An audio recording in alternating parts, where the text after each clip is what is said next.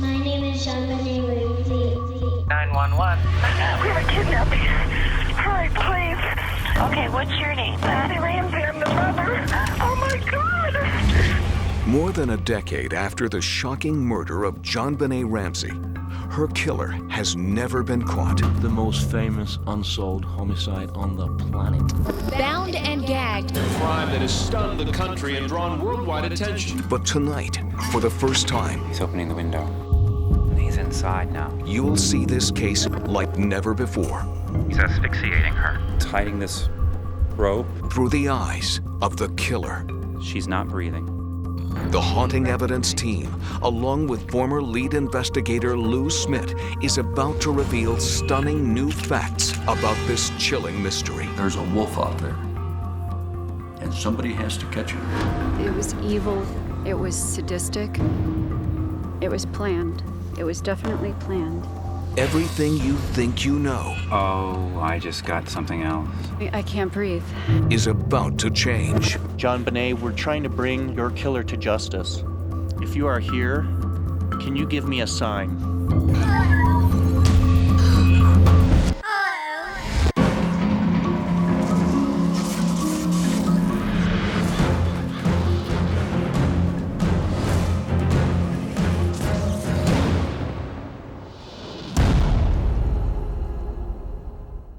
The family of JonBenet Ramsey this morning cleared once and for all of any suspicion in the young girl's murder.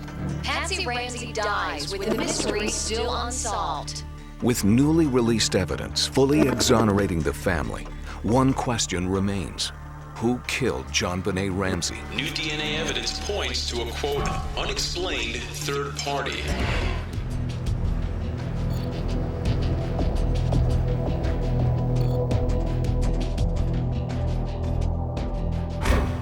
John and Carla, we're arriving in Boulder, Colorado, where we'll be investigating our most high-profile case to date, the 1996 murder of 6-year-old JonBenet Ramsey. The grisly murder of young JonBenet Ramsey. Bound and gagged. A smooth cord with a slip knot. The body of the former Little Miss Colorado was found the day after Christmas.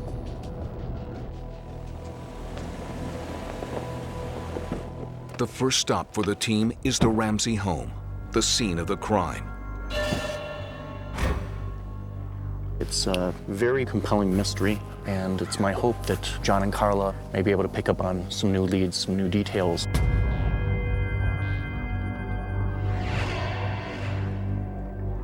One must be especially astute with the psychic mind to try to sense the situation very deeply. My first feeling when I see this house is incredible sadness. It's not regular sadness, it's thick sadness. Very thick. Carla also has a visceral response. Now I can't breathe. I'm getting nearer the house, and my chest hurts. I'm gonna try not to deal with the sick presence that the perpetrator brings to this situation yet. I'm gonna stay with JonBenet because we're at her home. Let me just see if I can connect with JonBenet.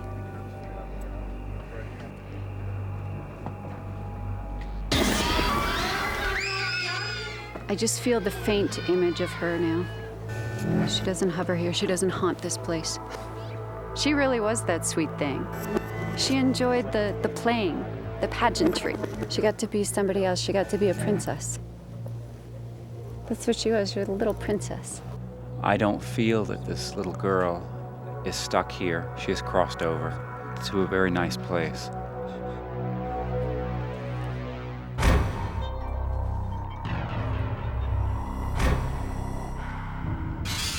Ah, man, I just got really cold. Really cold. It was evil. It was sadistic.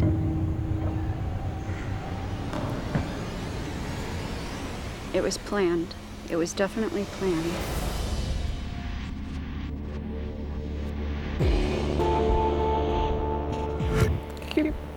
Your baby's close to you. It's a monster that came into the house and did this. There's someone out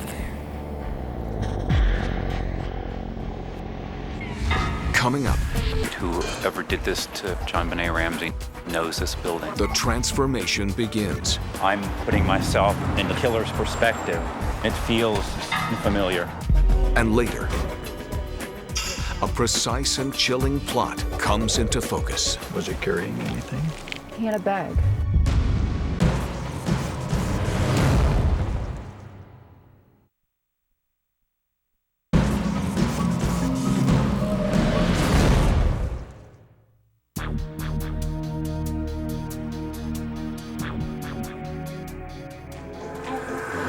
There have been no arrests as yet for the murder of the 6-year-old beauty queen.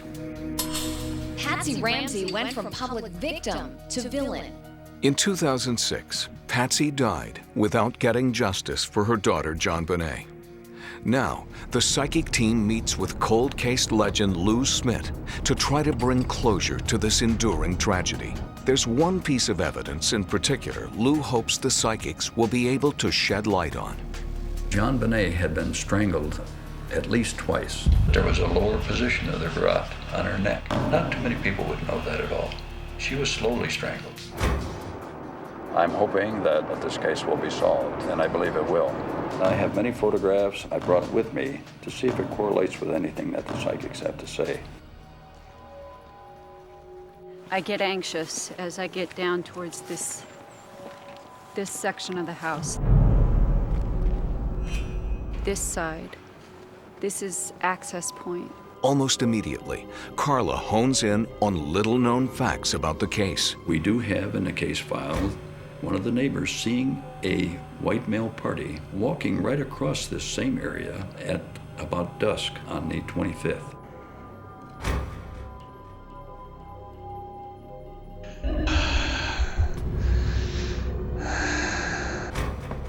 She was watched.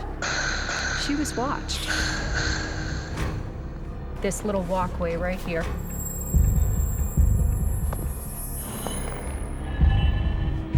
This evil presence came in here. There was no snow in this area, and the person could walk on this area without leaving footprints in the snow. It matches the scenario of what the evidence tells me. Across town, John begins the uneasy process of stepping into the mind of the murderer. I've gotten my first impression at the Ramsey home, and I'd like to get a broader perspective by just going up a little bit to see what other impressions may come to me.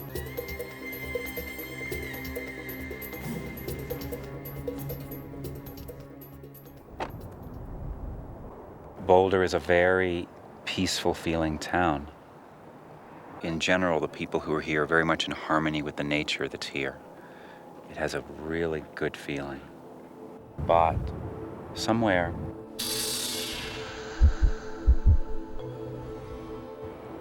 there's a killer that killed a little girl.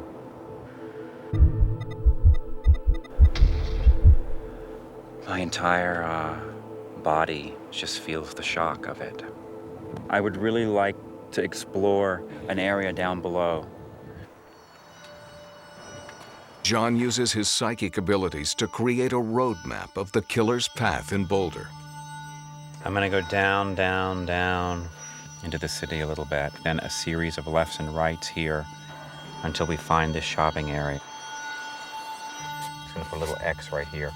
I think the area will connect with the killer and help me to pick up his trail. Unfamiliar with these streets, John relies only on his visions to guide him. I'm gonna make this left now. We're gonna follow this road.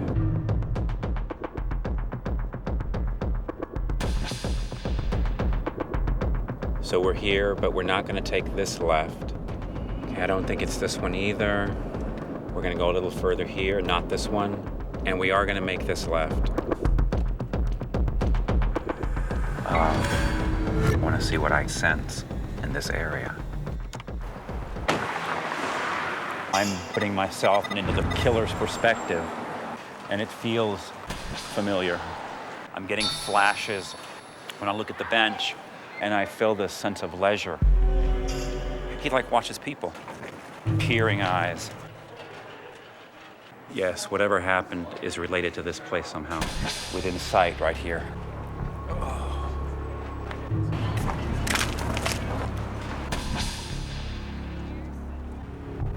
Okay. This is where I sense there's a connection to the killer.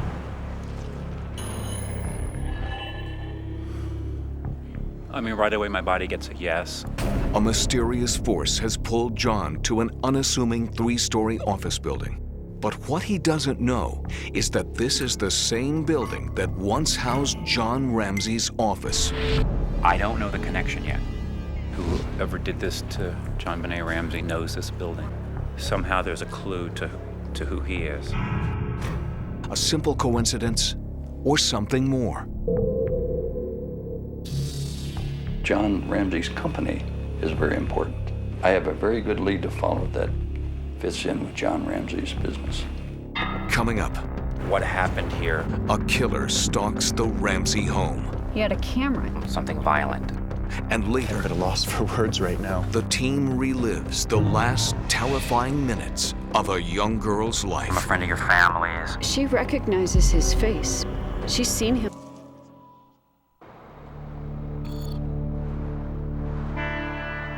The paranormal team is zeroing in on the intruder who killed JonBenet. With the psychic impressions matching much of the physical evidence, the team hopes to unlock the identity of the killer.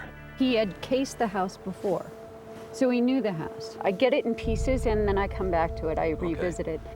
I see him in his bedroom mirror. He is looking at himself with no shirt on. Okay.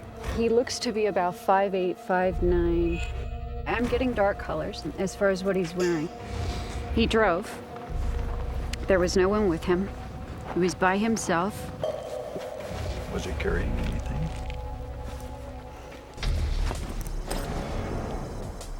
He had a bag. Okay. He had a camera. He wanted a picture. Oh. He wanted a picture. I'd really like to take the path that the family took that particular day. Okay, let's go. Lou brings Carla back to Christmas Day, 1996, JonBenet's final day alive. In the afternoon, the Ramseys had a date to go to the White's house, and it only took them about 5 minutes to get down there. This is the White residence. The sense I get is that this group of people are very comforting to them. I think the families get along well. I think they just enjoy being here a lot. Can you picture in your mind what the killer was doing at this time? He looks like he was just coming from work. Even though it was Christmas, he had to stop in. He had to do something. Any type of idea of what type of work he did or where he worked? I just got a weird flash on security type of work.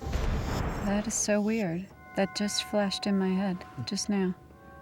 It's not a thought I've had before. Whoever did this to JonBenet Ramsey knows this building. John Ramsey's business. A very good lead. It's approximately 9:30 at night. They're just about home now. Can you think of what the killer was doing right then? Now he's watching for them. He has little binoculars. He can see far away from when the car's approaching.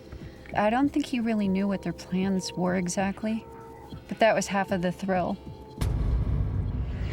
Meanwhile, John meets with journalism professor Michael Tracy, an expert who has written extensively about the case. What I'd like to do is come up with some details about some of the psychology of this killer, perhaps what he looks like. That's one of the things that I usually do, because I try to piece together a face. And what I have gotten so far is that he's shorter than me. I'm about 6'1". I felt a man shorter than me. I felt a man that feels rather passive. He really liked to watch people, but in particular young females, more like a voyeur rather than something violent.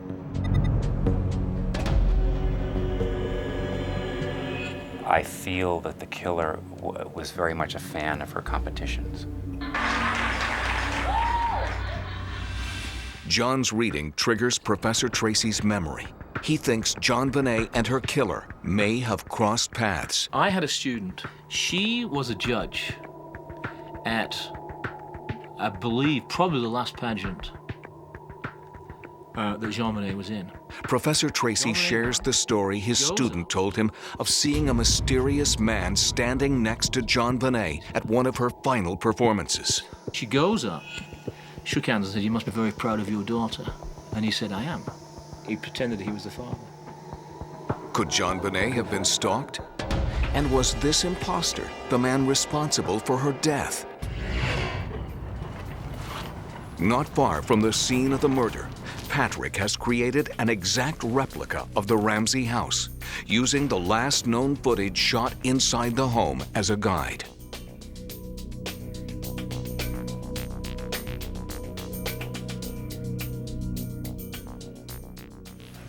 Kind of at a loss for words right now.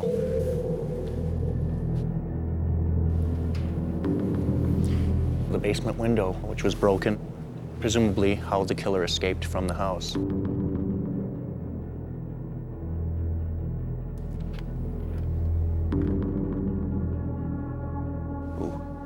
This is where John Ramsey discovered the lifeless body of his daughter, JonBenet.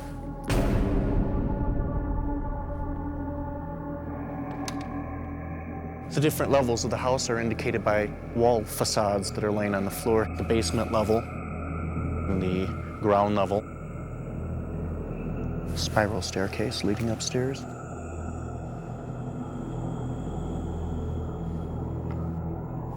The bedroom where JonBenet was sleeping that night.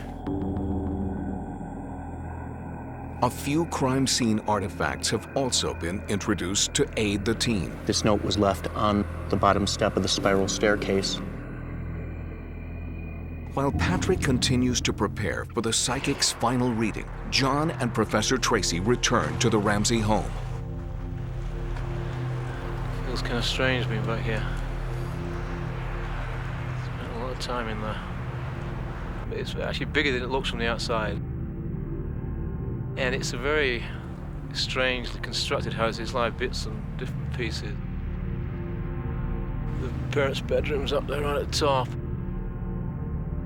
That's just outside the cellar where her body was found. Tonight, my mind is going to enter into the interior part of the house and try to discern what happened here that Christmas night. I'm going to do my best to merge with the killer's mind and see what this sickness was all about. Coming up. He definitely came in this way. During a late-night visit to the Ramsey home, Patrick crosses over to communicate with the dead. Can you give me a sign? And later, She's scared and it's dark and it's cold.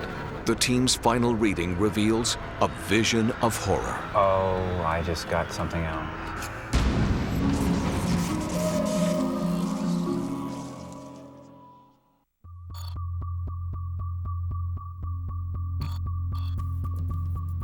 After years of poring over crime scene photos, Detective Lou Smith believes that an intruder entered the Ramseys' home through a basement window.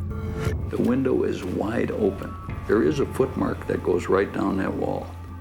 This window in the center has no leaves or debris, and yet it looks like somebody has been crawling in this window well. Now, he looks to Carla for confirmation. If you could, show me where you think the killer got in. And I'm trying not to give you any information.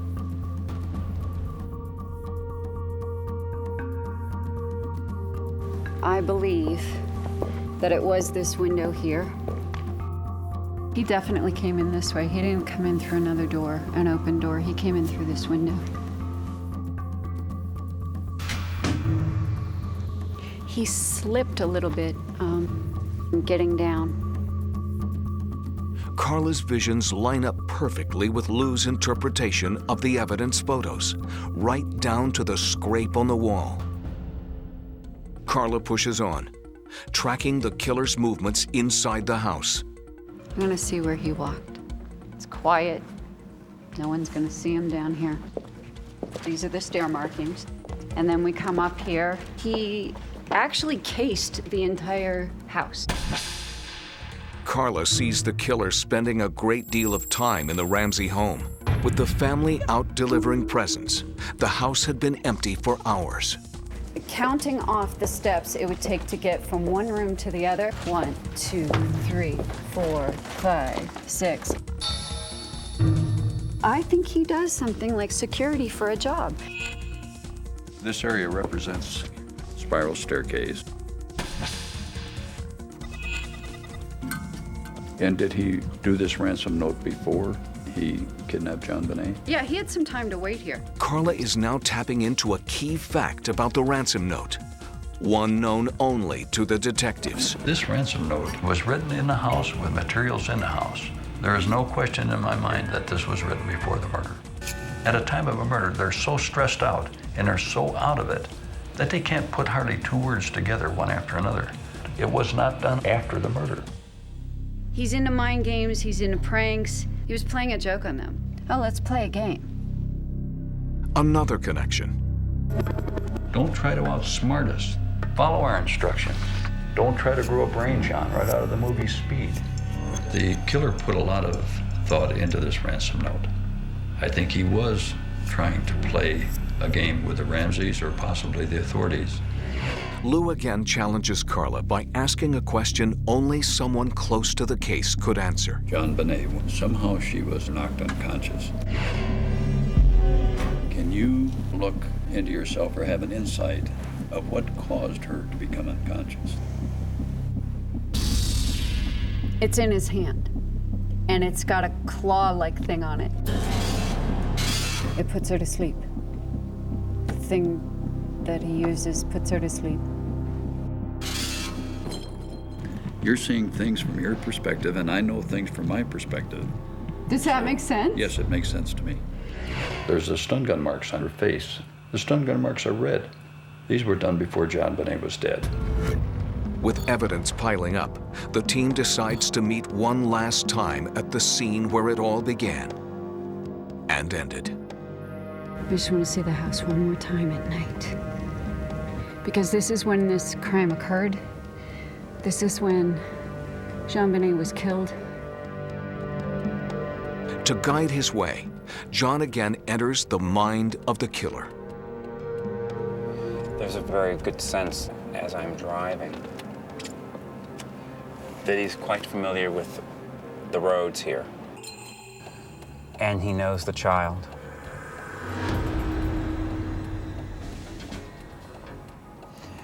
Oh, I just got something else. Not only does he know the child knows him. I see a smile on her face. It's a gentle smile. John's visions point to a killer both known by JonBenet and familiar with the Ramseys' family life.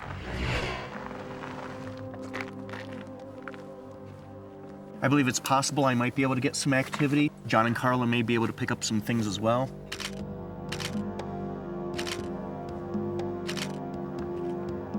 He drove here. He drove here. He parked a little ways up. He came this way. So he passes the Ramsey Street. I think somewhere close by here, he parks. He very casually turns off the car. He's not sure that he's gonna go in the house. He's taking everything a step at a time. But he's a very passive man. How did this passive man with a perversion cross the line to brutally murder a little girl? It's Christmas, for God's sake. It's Christmas. How could they know in this perfect neighborhood that this was going to happen here? That he is going to hurt their daughter in ways that are inhuman. It was violent from the first second, and she didn't have a chance. They're on their way home. and he's looking with binoculars. And he's waiting to hurt their daughter. There's no way they're gonna know this. I am looking for something we call electronic voice phenomena. These are sounds and voices that are heard on recordings when they're played back, but not necessarily heard by the unaided ear at the time the recording is made.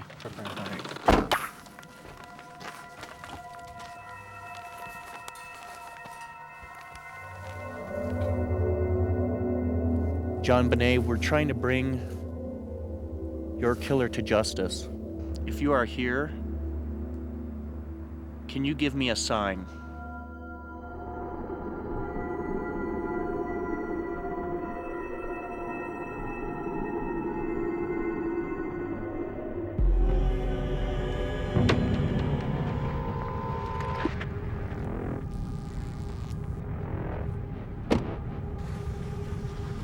I'm tuning into JonBenet on the night of December 25th, Christmas of 1996. The family came home about 9:30, maybe 10 o'clock. And I sense when they come home that the killer is in the house. He's upstairs, waiting. Once more, the psychic's impressions match Detective Smith's evidence and closely guarded theories. Right adjacent to JonBenet's room, the dust ruffle under the bed was disturbed. It's all tucked under except for this one corner. Was a killer under there? I don't know. Could he have fit in a closet? There was a closet right there and the door was partially ajar. Coming up. Wait a second. The team descends deeper into the heart of evil, reliving the murder through the eyes of the killer. Somehow my body is shaking. He's in a trance. I'm a friend.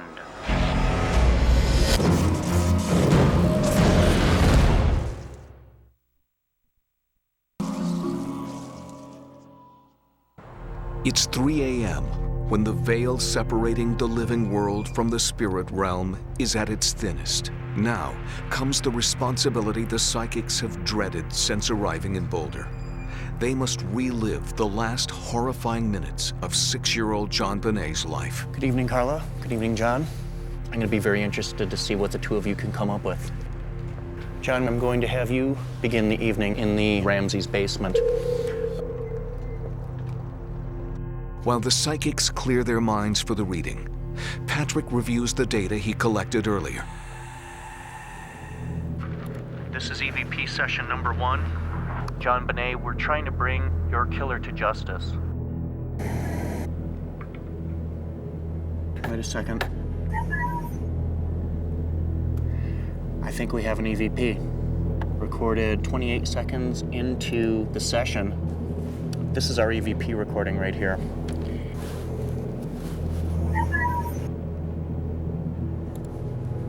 We definitely have one.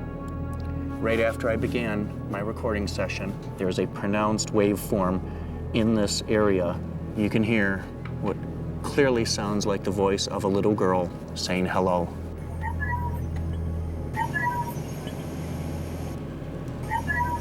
Is JonBenet reaching out to the team?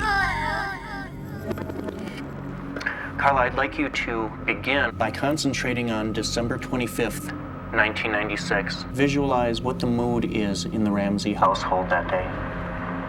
She feels magic around Christmas time. I don't see anything else. She's just glowing. They're opening their gifts, and they're ripping them open. I mean, they're just, papers everywhere. And then it gets quiet. They're going to one of their neighbors' houses. They get a really warm reception over there, and they love it. I am trying to go through the happy part of the day, and yet I'm seeing the drama. It's hard. I'm taking my mind to that night of December the 25th, 1996. There's nobody at home. The house is empty. He's inside now. I just saw a flash of light. He has a small flashlight. And it's shining around. He's not comfortable right now because there's this feeling in him. What if someone else is here? What if he's made a mistake? So he's treading very carefully. I feel a little sense of confusion. There's almost a little panic. He does not have an exact agenda. He wants to see JonBenet. He wants to see her up close. He wants to watch her. He wants to see her room.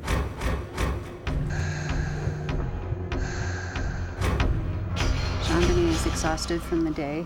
She was sleeping in the back seat. I think she was just knocked out.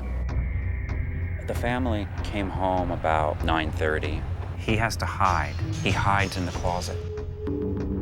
He can hear them downstairs coming in. It was a jam-packed day. She just wanted to be in bed, in her safe little bed, sleeping. The bed wasn't safe.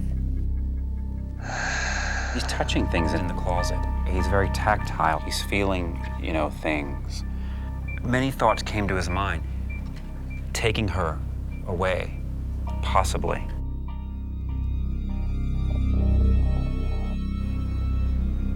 I think she's restless. I don't think she's dreaming peacefully. She's got a lot of chaos going on in her head while she's sleeping. I think somehow she knew. She somehow wakes up, and she's very tippy-toey, but kind of very alert. He doesn't know what he's gonna do now. This was not expected. I wanna go to find her. He can hear something right about this spot. The deeper John gets into the killer's head, the darker his visions become.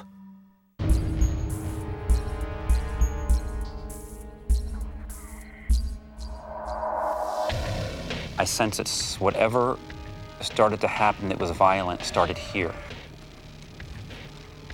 I feel like the fact that she's awake, this has now excited him in some new way.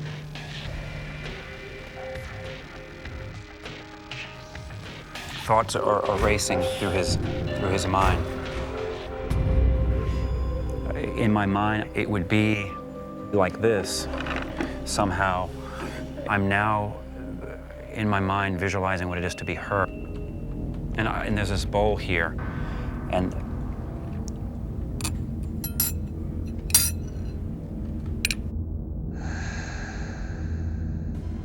she's leaned over the table like this a little bit. I'm trying to bring my mind to being her. I don't know what has happened. I don't know if he's hit her. Something has happened. She's been taken by surprise. He came very quick, like this. She recognizes his face, but she doesn't know from where. She's seen him before, but she doesn't know from where.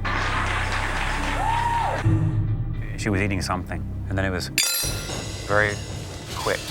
It was an item in the hand that had like a claw-like thing that immobilized her. She was cold, knocked out. Somehow my body is shaking. She is stunned by a stun gun. Both psychics see JonBenet being shocked with a stun gun, a key component to the murder not widely reported by the media. She's unconscious, and he comes and he picks her up and holds her close, as if, her head is close to him. He's actually holding her, almost like you would hold a baby. He's walking softly. He's trying to keep his balance. It's exactly like he thought. He's on time, he's on schedule. He'll have his time with her. He's in a trance, and all that matters is his conquest. I want to go back downstairs now, to the cellar. He's put her down somewhere. He's all of a sudden quite calm. He feels relatively safe because he's been upstairs. He senses that that's really very far away. And so there's this long period of ritual. Now he's a soldier. He needs something in this room. He doesn't know what it is, but he's looking around for it. It needs to be a certain size. He measures his cord and he wraps it around this wooden piece of something. And I see him, he's very tight with it. It's like with every revolution, it's gearing him up for what's coming next. He's outlining her face. He's touching her cheek. She is alive. This is a sex crime. That's the motive. He was going to take her away. But something happens. He gets caught up in this pedophile ritual. He's another person now. It sounds really odd. It's almost as if he's trying to make her feel good. At some point, I see her eyes open, and she's confused. She doesn't know what is going on. He's telling her to shh, shh, shh, shh. I'm a friend. I'm a friend of your family's. You're a very pretty girl, and wanting her to relax. But she doesn't. She gets very squirmish because she's scared and it's dark and it's cold. She's been subdued again by the stun gun. He's confused. It's like he's done this before. Not to her, but he's done it before, and this has not been the outcome. It's never been this violent. I'm seeing bits and pieces and flashes because it's too awful, it's too traumatic. There's this contrast of he's gently touching her to he's asphyxiating her. It's hiding this rope. She was choking and she was crying. Tears were coming out of her eyes the whole time. She was choking so bad. She was blacked out. She's not breathing.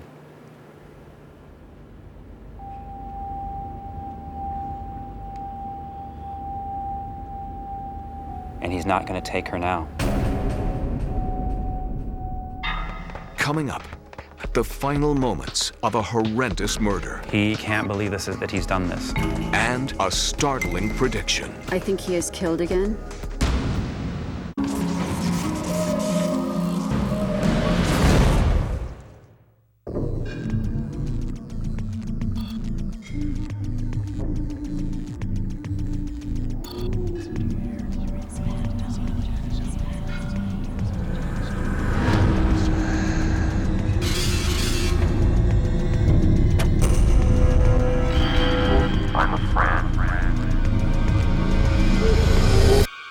The Haunting Evidence team has just relived the violent death of JonBenet Ramsey.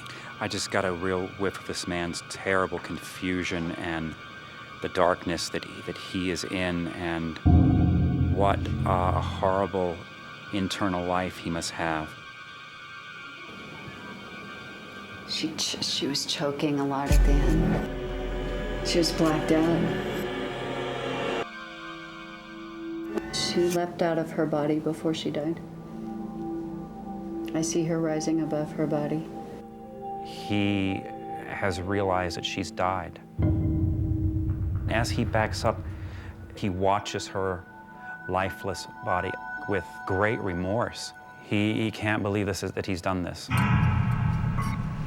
It's between 1:30 and 2 in the morning. He's gonna go back out the same way he came. A little high. He needs something to stand on. And this is his right foot. And he boosts himself out. He's just gone.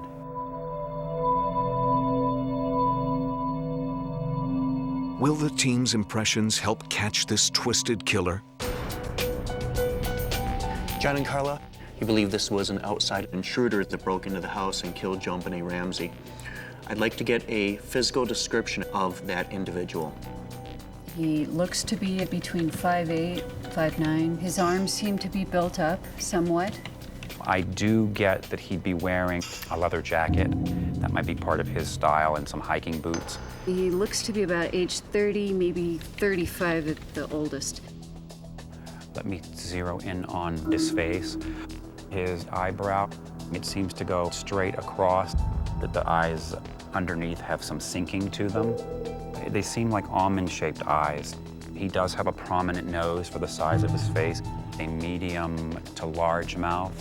The color of his hair is brownish. There is some thick wave to the hair. It starts with a part, and it's going to be on the left side.